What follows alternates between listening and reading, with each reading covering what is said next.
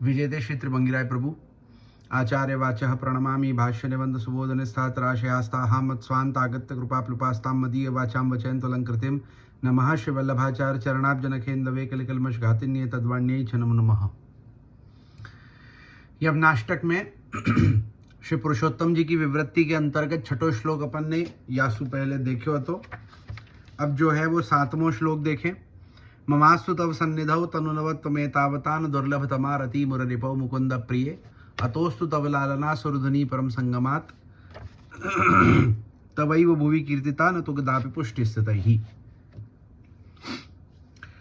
तो इस पर श्री पुरुषोत्तम जी आज्ञा करें। तत्र च एव मनेन स्वरूप सामर्थ्यम निश्चयायित्वा प्रियत्वोपयोगी यदभिप्रेतं तत्प्रार्थयितुमग्रिमः श्लोक इत्याशयेन तमवतारत्यन्त्यावश्यकेत्यादि आवश्यक दैहिक धर्मपदेन तीरवासात्मकं सेवनं पानं चेत्युभयमपि संगृह्यते। पूर्वत्र सेवनपानयोः फलस्योपपादितत्वेपि व्याख्यानाभावादत्रानुवादः तथा च तीरवासात्मकत्वत् सेवनत्वज्जलपानरूपावश्यकदैहिकधर्मेऽपि त्वत्सम्बन्धे यत्र मुक्त्यधिक भक्ति प्राप्तिस्तत्र का आशंका यमयातना भाव इत्याशयेन पूर्वं प्रार्थनमाहुरित्यर्थः। इस प्रकार पूर्व श्लोक में श्री यमुना जी के स्वरूप की सामर्थ्य निश्चय पूर्वक बताकर अब भगवान का प्रिय बनने में जो उपयोगी वस्तुएं अभिप्रेत हैं उनकी प्रार्थना करने के लिए अग्रिम श्लोक है। यह बताने के लिए श्री गोकुलनाथ चरण उसकी व्याख्या आवश्यक इत्यादि शब्दों से आरंभ कर रहे हैं। क्या कह रहे हैं? श्री यमुना जी के स्वरूप को सामर्थ्य कहा है, वाको निश्चित रूप सु यासु पहले छठे श्लोक में बता दियो कि श्री यमुना जी के स्वरूप की सामर्थ्य क्या प्रकार की है। अब वाके बाद में भगवान को प्रिय बनने के लिए कौन सी उपयोगी वस्तुअन की आवश्यकता है, कौन सी उपयोगी वस्तु जो है कौन सी उपयोगी है, कौन सी उपयोगी होएगी भगवान के प्रिय होवे में, तो वाकी प्रार्थना करवे के लिए ये आगे 7वां श्लोक कहें।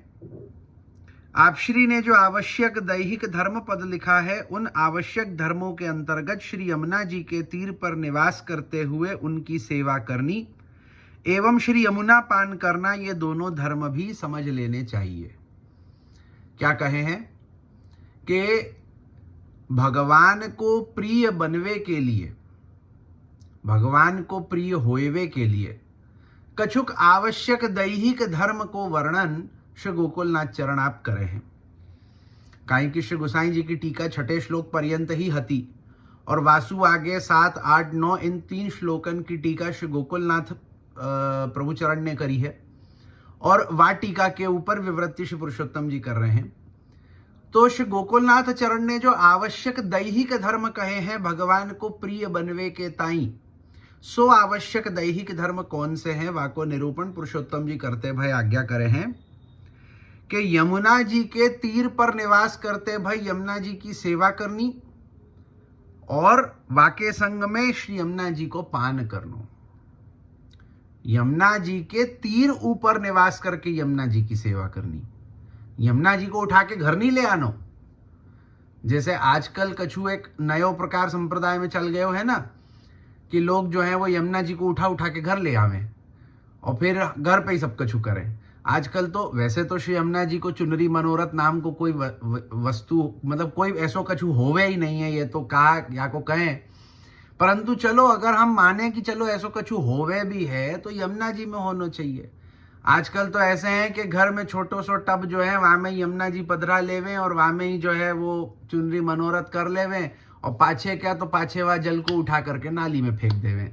या प्रकार को तो चुनरी मनोरथ और यमुना जी की सेवा वैष्णव करे हैं। तो कहाँ सु भगवान को प्रियत्व प्राप्त होएगो। भगवान को प्रियत्व प्राप्त करनो है तो यमुना जी के तीर ऊपर जहां यमुना जी विराज रही हैं तहां जाकर के श्री यमुना जी की सेवा करनी, यमुना जी को पान करनो, वासु भगवान को प्रियत्व हुए है। यद्यपि पूर्व में श्री यमुना जी के सेवन एवं पान का फल बता दिया गया है, परंतु उसका व्याख्यान नहीं किया गया था, अतः आप श्री ने यहाँ उक्त पद से उसी बात को फिर से कह दिया है। क्या कहे हैं कि यमुना जी की सेवा करवेसु और यमुना जी को पान करवेसु क्या प्रकार को फल होवे, ये पहले कह चुके हते, परंतु वापे विस्तार पूर्वक कछु निरूपण नहीं किया तो यासु यहाँ वाको फेरीसु कह रहे हैं। इस पंक्ति का पूरा अर्थ यह हुआ कि हे श्री यमुना जी, आपके तीर पर निवास करते हुए आपकी सेवा एवं आपका जलपान करने जैसे आवश्यक दैहिक धर्मों को करता हुआ ही सही, परंतु इस प्रकार भी यदि आपका संबंध हो जाने पर उसे मुक्ति से भी बढ़कर भक्ति मिल जाती हो। क्या कहे हैं कि हे श्री यमुना जी, आपके तीर ऊपर निवास करते भय अगर आपकी सेवा करी जाए, आपको जलपान कियो जाए, या प्रकार को जो आवश्यक दैहिक धर्म है, ये देहसु होवे वालो धर्म है कि हम देहसु जो है वो यमुना जी के किनारे ऊपर रहकर यमुना जी की सेवा करें और यमुना जी को पान करें। वासु जो है मतलब या प्रकार सु केवल देह मात्र सु अगर यमुना जी से संबंध है जाए ना, तो वामे हूं मुक्ति से हूं अधिक भगवत प्राप्ति, भक्ति की प्राप्ति होवे है, वहां उसे यम यातना नहीं होगी। इस बात में क्या आशंका रह जाती है? यह कहने के आशय से आचार्य चरण पूर्व में की गई श्री यमुना जी के सानिध्य की प्रार्थना ही इस श्लोक में कर रहे हैं। क्या कहें कि केवल देह मात्र सु यमुना जी को पान कियो है, यमुना जी के तीर ऊपर रहकर के कछु यमुना जी का सेवन कियो है, तो केवल देह के सु करे भाई कछु धर्मन मात्र सु श्री यमुना जी अपने को मुक्ति से हु अधिक भक्ति प्रदान करे है, भगवान को प्रियत्व प्रदान करे है। तो ऐसे में यम यातना नहीं मिलेगी, या में कोई शंका रही नहीं जावे है। काहे कि जो यासु पहले कहो हतो ना कि यमुना जी के पान करवेसु पयप पान करवेसु, हम यमुना जी के पुत्र रूप होवे, यासु जो है हमको यम यातना नहीं प्राप्त होवे। तो वही बात को खुलासा करते हुए कह रहे हैं कि जब यमुना जी के पान मात्र सु यमुना जी अपने को भक्ति प्रदान कर देवे हैं, तो यम यातना सु छुड़ानो तो कौन सी बड़ी बात है। यासु जो है श्री महाप्रभु जी श्री यमुना जी के सानिध्य मात्र की प्रार्थना कर रहे हैं कि केवल मुझ को आपको सानिध्य प्राप्त हो जाए, उतनो ही काफी है। तद व्याकुर्वन्ति तवित्यादि तव आदिदैविक्याः सन्निधौ भौतिकी मध्ये सन्निधाने तनोर्नवत्वं सिद्धि रूप लीलोपयोगी नूतन देह संपत्तिरस्तु। अत्र तनुनवत्वं नैतच्छरीरेतिशयाधान मात्र पर्यवसायी किंतु पूर्व शरीर निवृत्ति पूर्वकाभिष्ट देहांतर प्राप्ति पर्यंतम इत्याशयं स्फुटीकुर्वन्ति एतेन इत्यादि। एतेन नवत्वस्य नूतन देह संपत्ति पर्यंतत्व कथनेन पूर्व शरीर निवृत्ति ही सूचिता अर्थ बलादेव बोधित इत्यर्थः इदमिति पूर्वोक्तम उभयम्। उसी प्रार्थना की व्याख्या श्री गोकुलनाथ चरण तव इत्यादि शब्दों से कर रहे हैं। इस पंक्ति का तात्पर्य यह है कि हे आदिदेवी की श्री यमुना जी, आपके भौतिक जल स्वरूप की सन्निधि में भी हमें तनु की नूतनता अर्थात लीलोपयोगी नूतन देह की संपत्ति रूप सिद्धि प्राप्त हो। क्या कहे हैं कि जो श्री यमुना जी को भौतिक जल रूपता है, केवल वह भौतिक जल स्वरूप की सन्निधि मात्र सु वाके संबंध मात्र सु हमको जो है वो तनु की नूतनता माने लीलोपयोगी नयो देह या संपत्ति रूप सिद्धि प्राप्त होवे है। क्या कहे हैं कि श्री यमुना जी को जो भौतिक जल रूप है, आदि भौतिक जो आपको जल रूप है, वह जल को सानिध्य मात्र सु वाकी सन्निधि मात्र सु वाके संबंध मात्र सु हमको अलौकिक नूतन देह की लीलोपयोगी नूतन देह की प्राप्ति होवे है। तात्पर्य कि भले ही श्री यमुना जी की सन्निधि जल रूप में प्राप्त होती हो, तथापि उनके भौतिक रूप में भी उनका आदिदैविक स्वरूप तो छुपा ही हुआ है। अतः जल रूपा श्री यमुना जी भी तनु की नूतनता प्रदान करें, यह भाव है कि जो जल रूप आदि भौतिक स्वरूप है श्री यमुना जी को, वामे हूं श्री यमुना जी को आदिदैविक स्वरूप छिप्यो भयो है। यासु व भौतिक जलमात्र को संबंध होवे सु हमको नूतन देह की प्राप्ति होवे है। यहाँ तनुनवत्व का अर्थ केवल इस शरीर में अतिशय नूतनता आ जाने मात्र तक ही सीमित नहीं है, किंतु इसका तात्पर्य पूर्व शरीर की निवृत्ति होकर मनोवांछित एक अन्य देह की प्राप्ति होने तक है। इस शब्द को श्री गोकुलनाथ चरण एतेन इत्यादि शब्दों से स्पष्ट किए दे रहे हैं। क्या कहे हैं कि तनुनवत्व को अर्थ केवल या शरीर मात्र सु नहीं है। क्या कहे हैं कि या शरीर में नूतनता आ जानी, केवल यह अर्थ तनुनवत्व को नहीं है। तनुनवत्व को अर्थ कहा है कि या शरीर की निवृत्ति हो करके मनोवांछित एक नए देह की प्राप्ति, कि ये जो हमारो लौकिक देह है, या लौकिक देह की निवृत्ति हो जानी, जब ये छूटेगो वाके बाद में जो है हमको जो मनोवांछित है वा प्रकार की नई देह की प्राप्ति लीला में होनी, वाको तनुनवत्व कहें। इस कथन से सूचित होता है कि श्री यमुना जी जब ऐसी कृपा करती हैं तब पूर्व देह की निवृत्ति हो जाती है और नूतन देह प्राप्ति होती है। कि जब यमुना जी अपने को तनुनवत्व को दान करे है तब जो है अपनी या पूर्व देह की निवृत्ति हो जावे है और अपने को लीला में एक नूतन देह, मनोवांछित नूतन देह की प्राप्ति होवे है।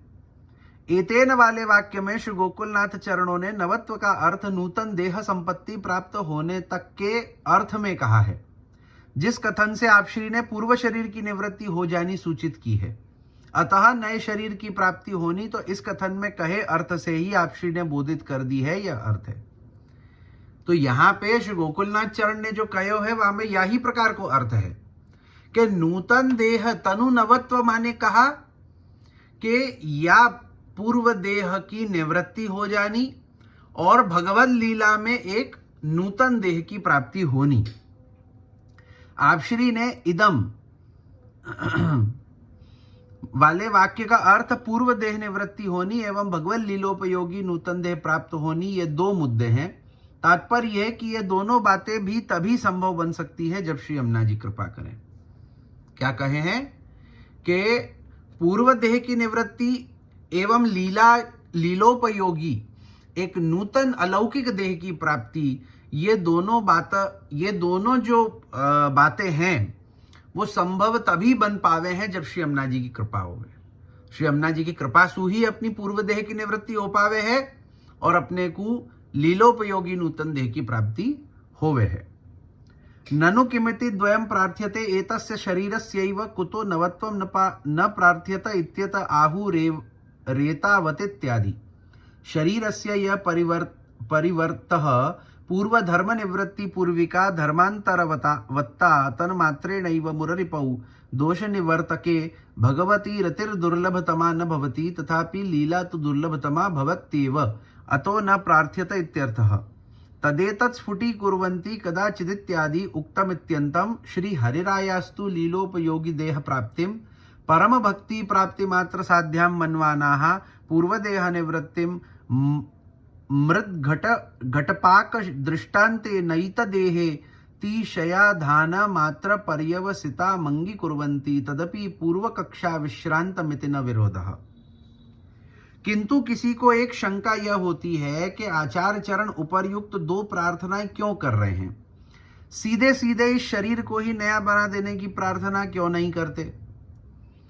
यहाँ एक शंका आवे है कि श्री महाप्रभु जी यह प्रकार की दो प्रार्थना क्यों कर रहे हैं कि पूर्व शरीर की निवृत्ति होवे और लीलोपयोगी नूतन देह की प्राप्ति होवे।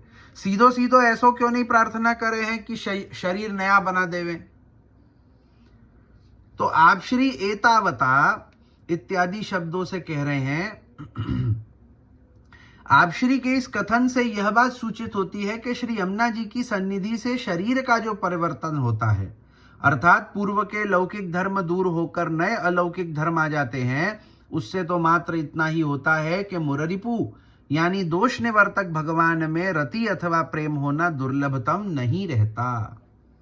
क्या कह रहे हैं कि यहां अपने को यह समझाना चाह रहे हैं कि श्री यमुना जी के सानिध्य सु जो अपने को पूर्व देह की निवृत्ति एवं लीलोपयोगी नूतन देह की प्राप्ति होवे है, वहां में क्या होवे है कि जो शरीर को परिवर्तन होवे है वामे जब पूर्व देह की निवृत्ति है रही है तो पूर्व के जो लौकिक धर्म है उनकी निवृत्ति है जा रही है, और जो अपने को नूतन देह प्राप्त हो रहे है वो नूतन धर्म जो है वो नए अलौकिक धर्मन सुयुक्त होवे है, और वा अलौकिक देसु केवल एक ही कार्य होवे।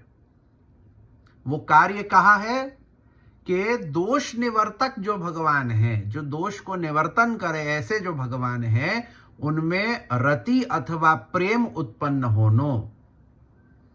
जो लौकिक देह है, लौकिक देह 50 कार्य करे लौकिक में, परंतु जब या लौकिक देह की निवृत्ति होकर के एक नूतन अलौकिक देह की प्राप्ति होवे है तो वह देह में केवल अलौकिक धर्म होवे, और वह अलौकिक धर्म होवे सु वो नूतन देह केवल एक ही कार्य करे, वो ये कि भगवान सु प्रेम करनो, भगवान में रति करनी। तो भगवान में रति अथवा प्रेम होनो दुर्लभतम नहीं होवे है अलौकिक देह सु, क्योंकि वहां में अलौकिक धर्म है, वहां को एक ही कार्य है कि भगवान सु प्रेम करनो। परंतु भगवान की लीला स्थली में प्रवेश पाना तो दुर्लभतम बना ही रहता है, और वह तो नूतन अलौकिक देह प्राप्त होने के पश्चात ही संभव बन सकता है। क्या कहे हैं कि चलो, जैसे शंका उठाई कि महाप्रभु जी ने ये क्यों कही कि पूर्व देह की निवृत्ति एवं नूतन देह की प्राप्ति, केवल ये कह देते कि शरीर को नयो बना दो। तो कहे कि अगर शरीर को नयो बना देते कि भाई चलो शरीर नयो कैसो बनेगो, लौकिक धर्मन की निवृत्ति कर देवेंगे, अलौकिक धर्म की उत्पत्ति कर देवेंगे, वासु क्या होएगो कि भगवान सु प्रेम करनो, भगवान में रति करनी, वो जो है वो आसान हो जाएगो, वो दुर्लभ नहीं रहेगो, बाकी प्राप्ति आसानी से है जाएगी। परंतु अब प्रश्न होवे है कि भगवान की लीला स्थली में प्रवेश पानो, नित्य लीला में प्रवेश पानो, अब वो कैसे करेंगे? वो तो फिर भी दुर्लभ ही रहेगो, क्योंकि या भौतिक देह सु हम नित्य लीला में तो प्रवेश नहीं कर पाएंगे। तो नित्य लीला प्रवेश के लिए हमको या लौकिक देह की निवृत्ति की आवश्यकता होगी।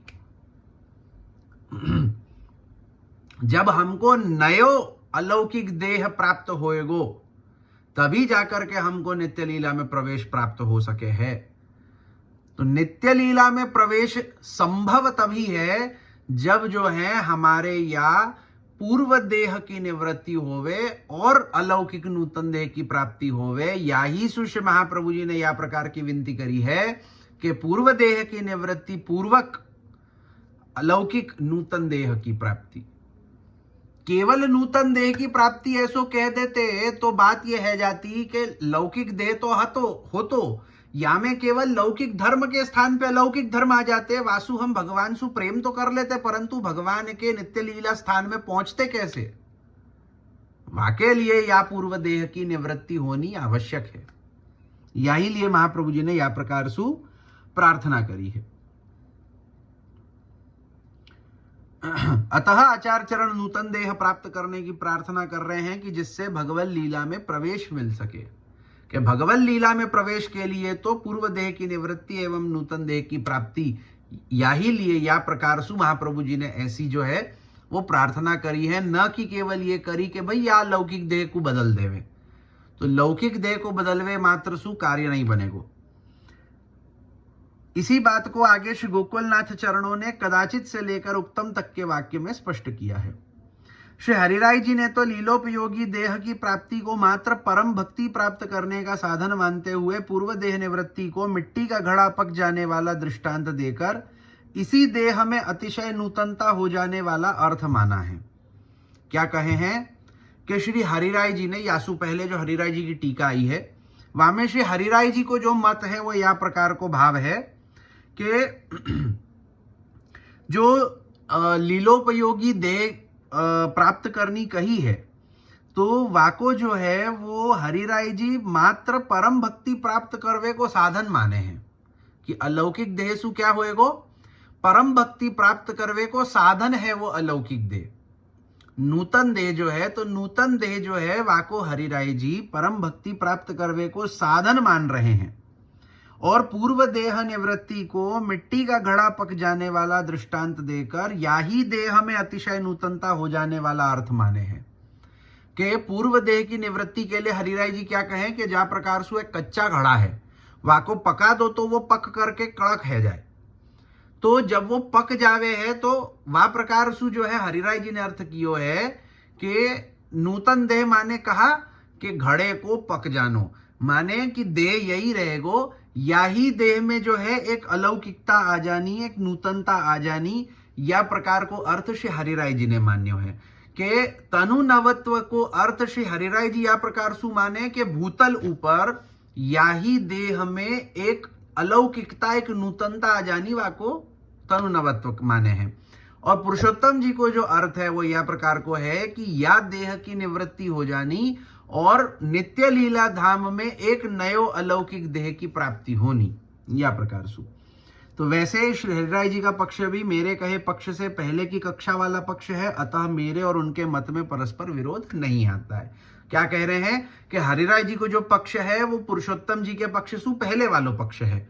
कहा कि भाई या शरीर निवृत्ति होवे सु पूर्व जब हम या भूतल ऊपर सेवा करें तो भूतल ऊपर सेवा करते भय शरीर में एक अलौकिकता होनी, ऐसो मत श्री हरिराय जी को है। और पुरुषोत्तम जी को मत हरिराय जी के बाद वालों पक्ष है कि जहां पर या शरीर की निवृत्ति है जाए और हम भगवत धाम को प्रयाण करें तो भगवत धाम में भगवत लीला में जो है प्रवेश पाएवे के लिए अपने को एक अलौकिक नूतन देह की आवश्यकता है, वो मत पुरुषोत्तम जी को है। यासु दोनों मतन में कछु भेद नहीं है, कोई प्रकार को विरोध नहीं है।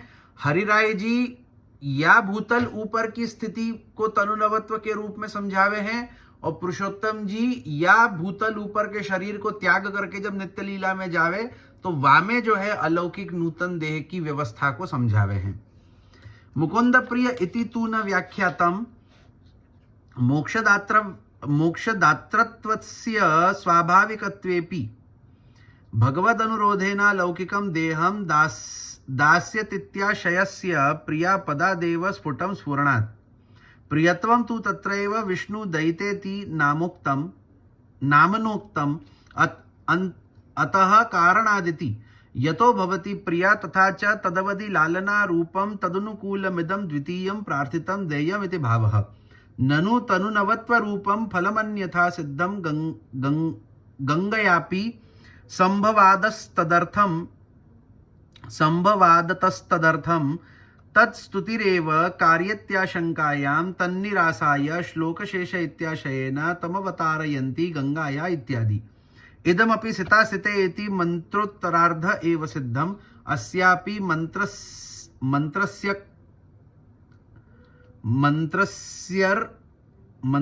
मंत्रस्यर्कत्वेन गोप्यो गावः ऋचस्तस्येति श्रुत्यन्तरे तासां गोपित्वेन पुष्टिस्थितत्वात् केवल गंगाया एव महात्म्यस्य तत्र स्फुटत्वाच्च अत्र पुष्टिस्थितपदेन तदुक्ति राधिदैविक संगहाय व्रजस्थ कृतस्य केवल गंगा कीर्तनस्य श्री भागवते अदर्शनादिति। श्री गोकुलनाथ चरणों ने मुकुंद प्रिय पद की व्याख्या नहीं की है और वो इसलिए क्योंकि यद्यपि मुकुंद पद से भगवान द्वारा मोक्ष देने वाली बात तो स्वाभाविक रूप से स्वयं समझ में आने वाली बात तो है ही कि भाई मुकुंद प्रिय या शब्द को विवेचन जो है श्री गोकुलनाथ जी ने नहीं कियो है। काहे कि मुकुंद पद सु बहुत आसानी से समझ आवे है कि भगवान जो है वो मोक्ष देवे है, यासु भगवान को नाम मुकुंद है, तो ये स्वाभाविक रूप से समझ आवे वाली बात है। परंतु श्री यमुना जी की कृपा से ही भगवान अलौकिक देह देते हैं, यह आशय भी श्री यमुना जी को मुकुंद प्रिया कहा होने से अपने आप ही समझ में आ जाने वाली बात है कि भाई श्री यमुना जी की कृपा सु ही जो है वो भगवान अपने को अलौकिक देह देवे है। अपने को अलौकिक देह कैसे प्राप्त होवे? श्री यमुना जी की कृपा सु प्राप्त होवे। और ये बात हूँ मुकुंद प्रिया कहो जायवे सु बहुत आसानी से समझ आवे, काहे कि श्री यमुना जी भगवान की प्रिया हैं, तो श्री यमुना जी कृपा करे तब भगवान अपने ऊपर कृपा करके अपने को अलौकिक देह देवे है। यासु जो है वो मुकुंद प्रिय पद की व्याख्या श्री गोकुलनाथ जी ने नहीं करी है, काहे कि आप श्री को लग्यो कि बहुत ही या को सहज अर्थ है तो या की कछु व्याख्या करने की आवश्यकता नहीं है। श्री यमुना जी भगवान की प्रिया है, यह बात तो विष्णु दयिता इस वाक्य द्वारा सिद्ध ही है कि यमुना जी जो है वो भगवान की प्रिया है। वाक्य अनेक प्रमाण पहले ही बता चुके हैं। अंतःकरणात् का अर्थ है चूंकि आप भगवान की प्रिया हो और आपसे संबंध हो जाने से सभी दोष मिट जाते हैं, इसलिए हम आपकी स्तुति अथवा लालना करते हैं। क्या कह रहे हैं कि श्री यमुना जी जो है वो भगवान की प्रिया है, और भगवान की प्रिया होवे सु जब हमारो संबंध श्री यमुना जी सु होवे है तो हमारे सभी दोष मिट जावे है। यही सु आपको नाम कालिंदी कहो है कि आप कली अथवा दोषन को मिटाइवे वारी हैं, और यही सु जो है हम श्री यमुना जी की स्तुति अथवा लालना करे हैं कि श्री यमुना जी के संबंध मात्र सु हमारे सभी दोषन की निवृत्ति हो जावे है। अर्थात ऊपर कहे कारणों से जब तक नूतन देह की प्राप्ति न हो जाए तब तक हे श्री यमुना जी हम जो आपके अनुकूल आपको प्रसन्न करने वाली लालना अथवा स्तुति करने की प्रार्थना कर रहे हैं वह प्रदान करे, यह भाव है। क्या कह रहे हैं कि काई की श्री यमुना जी के संबंध मात्र सु हमारे दोषन की निवृत्ति हो जावे है, श्री यमुना जी की कृपा सु जो है हमको अलौकिक देह की प्राप्ति हो जावे है। याही सु जब ताई हमको नूतन देह की प्राप्ति न हो जाए, जब ताई हमको नूतन देह की प्राप्ति माने अलौकिक नित्य लीला के अंतर्गत जो अलौकिक देह है वाकी प्राप्ति न है जाए, तब ताई श्री यमुना जी आपके अनुकूल है करके आपको प्रसन्न करवे के ताई जो है वो हम स्तुति आपकी करें, ऐसी प्रार्थना हम आपसे कर रहे हैं। आपकी स्तुति करवे की प्रार्थना हम आपसु कर रहे हैं, काहे कि हमारो सामर्थ्य तो आपकी स्तुति करवे को नहीं है। आप जब कृपा करोगे तब जाकर के हमारो कछु सामर्थ्य होएगो कि हम आपकी स्तुति कर पावे। तो हम आपसु प्रार्थना कर रहे हैं कि आप कृपा करके हमको ऐसी सामर्थ्य प्रदान करो कि जब ताई हमको नूतन देह की प्राप्ति नहीं होवे तब ताई हम आपको जो है आपकी जो है वो स्तुति करते रहें। किंतु यहाँ एक शंका यह होती है कि तनुनवत्व रूप फल तो दूसरे प्रकार से श्री गंगा जी भी दे सकती है, अतः तनुनवत्व प्राप्त करने के लिए श्री गंगा जी की ही स्तुति क्यों न की जाए। यह आशंका होने पर उसका निराकरण करने के लिए आप श्री श्लोक के दूसरे भाग की व्याख्या गंगा या इत्यादि शब्दों से आरंभ कर रहे हैं।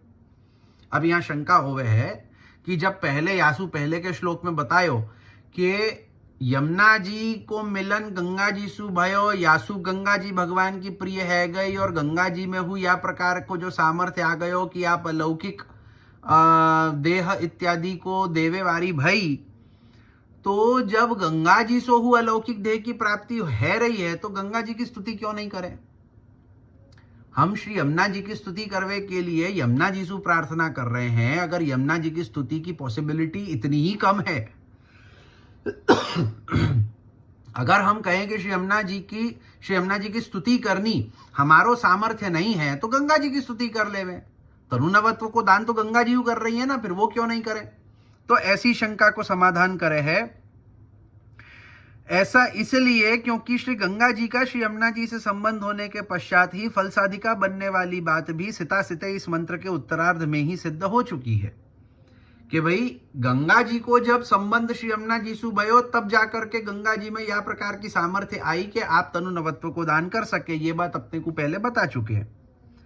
क्योंकि यह मंत्र भी एक ऋचा है और गोपियों गावह इस दूसरी श्रुति के अनुसार वे ऋचाएं ही गोपी बनी, अतः गोपियां होने के नाते वे ऋचाएं पुष्टि मार्गी हैं। इसलिए उन ऋचाओं ने भी श्री यमुना जी के बिना केवल श्री गंगा जी का महात्म्य नहीं गाया।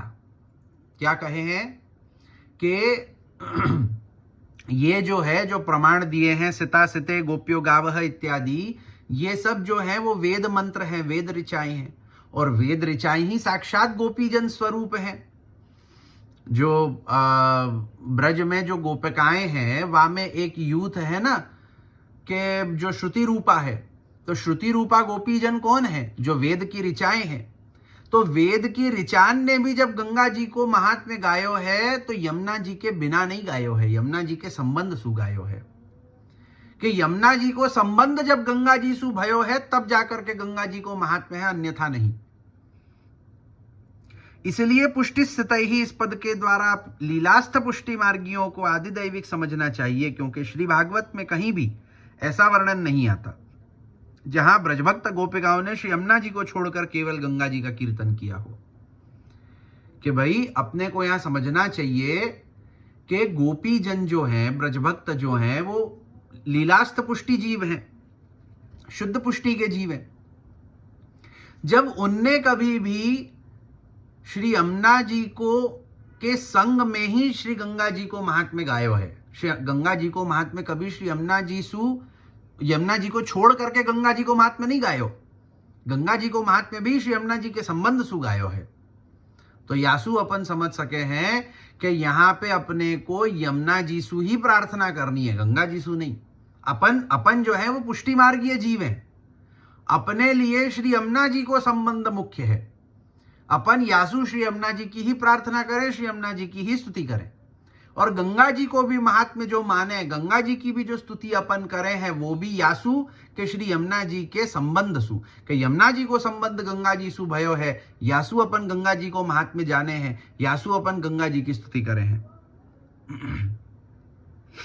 आहुरिति स्वपूर्वोक्तेर्थे अभियुक्त सम्मति माहुरित्यर्थः व्याख्यानं तुत्तानार्थम इदं चार्थादेव सिद्धं पुष्टि मार्गीयाणां भजनानंदाभिलाषुकत्वं कत्वेन तदुपयोगिना एव स्तुत्यत्वात् लोकादपि तथा निश्चयात्।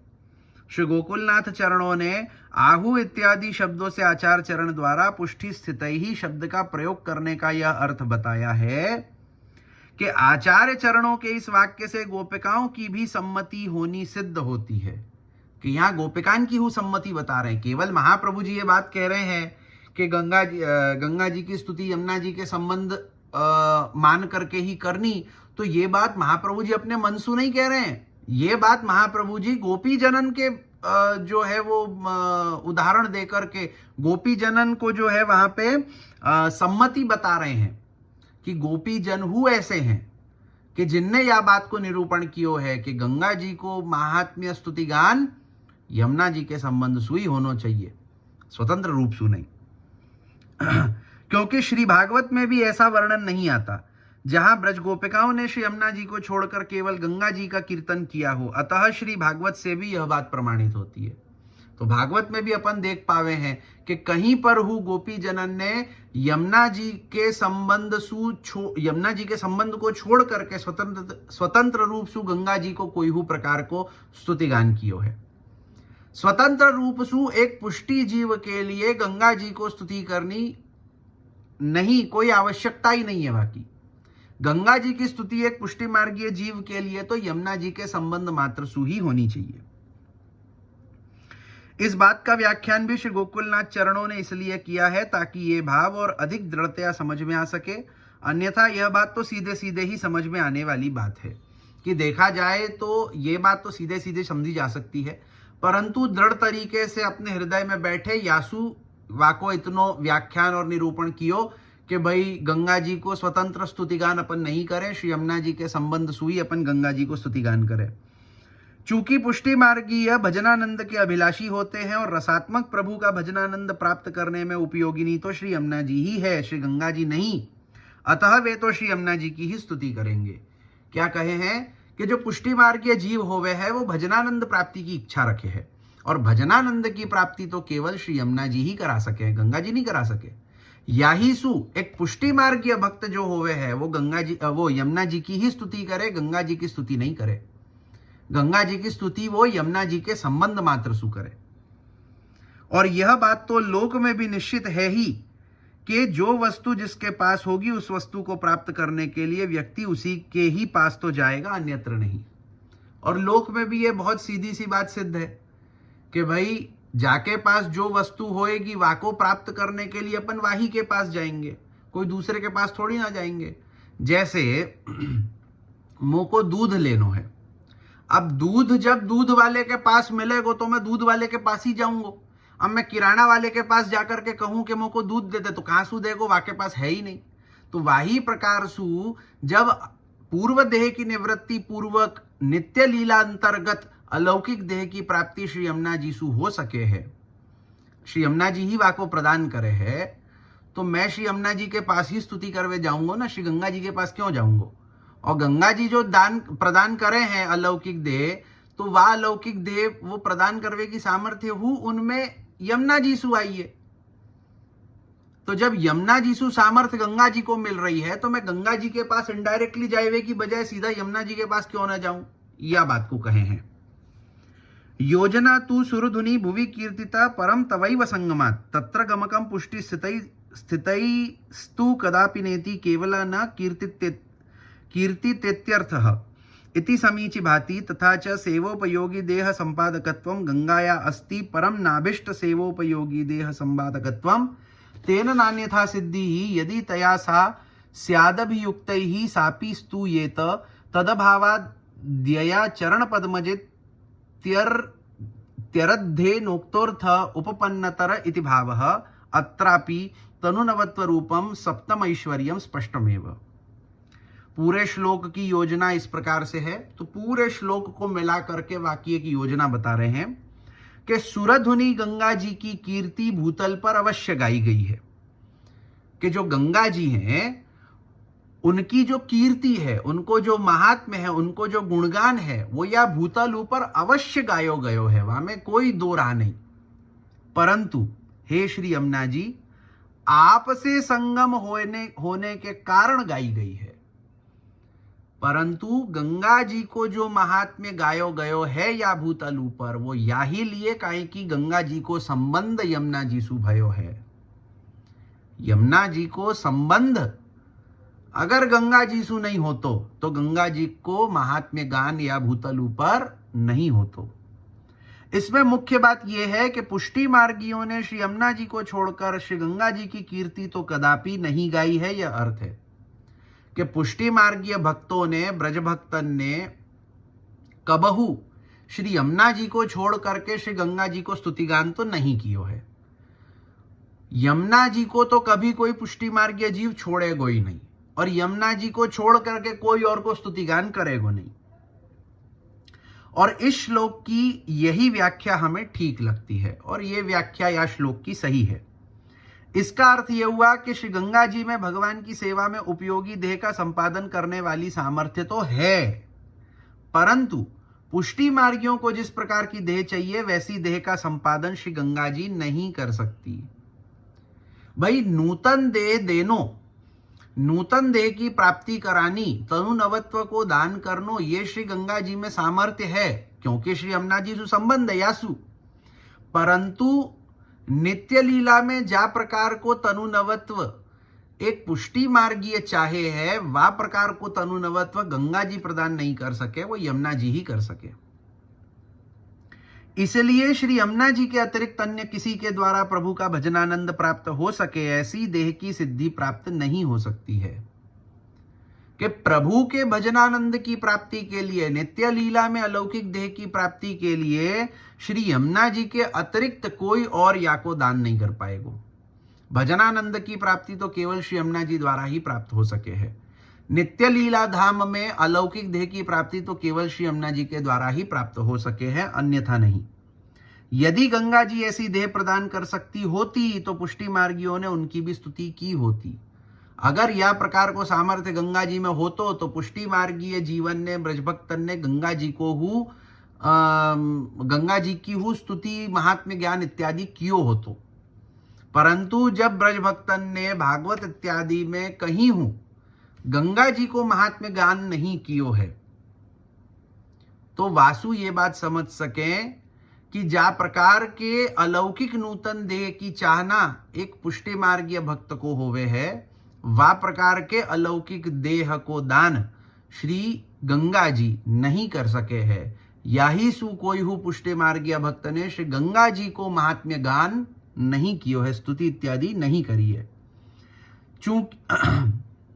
चूंकि गंगा जी वैसी देह का संपादन नहीं कर सकती, अतः आचार्य चरणों ने पहले श्री यमुना जी के लिए जो यया चरण पद्मजा इस श्लोक से जो अर्थ कहा था वही अर्थ ठीक है। इस श्लोक में भी तनु नवत्व का संपादन करने वाला श्री यमुना जी का 7वां ऐश्वर्य स्पष्ट ही है। तो यहाँ जो है वो श्री यमुना जी को जो 7वां ऐश्वर्य है, तनु नवत्व को संपादन करनो, तनु नवत्व को दान करनो, ऐसो जो श्री यमुना जी को 7वां ऐश्वर्य है, वाको वर्णन या 7वें श्लोक में कियो। या को यहाँ पे रखें। अब आगे 8वां श्लोक फिर देखेंगे। श्री वल्लभाधीश की जय।